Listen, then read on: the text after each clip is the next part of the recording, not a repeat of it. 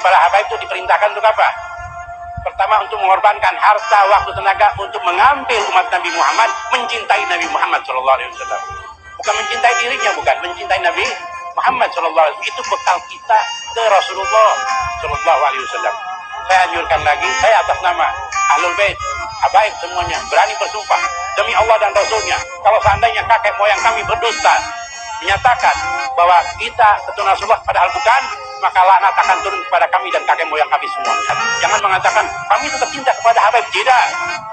Kalau kakek moyang kami dusta kepada Allah dan Rasulnya, kami tidak cinta kepada mereka, kami akan melaknat mereka. Tapi kami yakin kakek moyang kami dalam keadaan benar, dan kami bisa bersumpah dengan mubahalah. Harusnya yang pantas minta untuk mubahalah itu Kiai Iman. Itu pun nggak dilakukan oleh Kiai Iman, karena Kiai Iman sadar betul karena ini itu tidak ada urusan terkait dengan urusan penting dalam agama. Ini itu diskursus keilmuan. Nah, sementara yang saya herankan, secara hujah belum dibangun, secara keilmuan belum dibuktikan, ilmiah belum dibuktikan. Sudah ada yang berani melakukan mubahalah. Dasarnya adalah dzon. Mubahalah didasarkan pada dzon itu sama halnya melakukan mubahalah tanpa didasarkan kepada keilmuan. Seolah-olah dia itu nggak mengetahui syarat-syarat mubahalah. Yang penting merasa dia paling imannya tinggi, merasa paling benar, ingin membela kelompok tertentu tanpa pengetahuan, tanpa hujah, melakukan mubahalah. Ini sangat konyol, Mas. Sangat konyol bidunil ilmi. Meskipun dia pakai sorban, meskipun dia pakai jubah, meskipun dia pakai dalil, mubahalah sesama umat Islam itu tidak dianjurkan. Apalagi syarat-syaratnya tadi sudah saya sampaikan. Begitu. Pada saat dia menyatakan saya siap mubahalah, saya jadi kafir misalkan, ya, hari itu dia sudah murtad itu.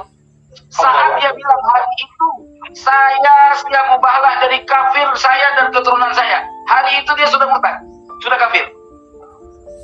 Itu sebagaimana ada satu contoh di dalam kitab fikih, ya, kami sudah membahasnya dulu di Aceh. Ada seorang menyatakan kepada istrinya, ini bahasa ke istri ya, kamu itu wanita yang saya sangat cintai,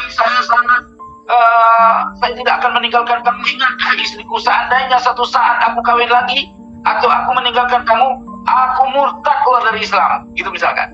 Ya, ini contoh ya, bukan statement saya, contoh. Ya, ucapan dia, taklik yang disebutkan tadi itu akan menjadi murtad dia hari itu juga.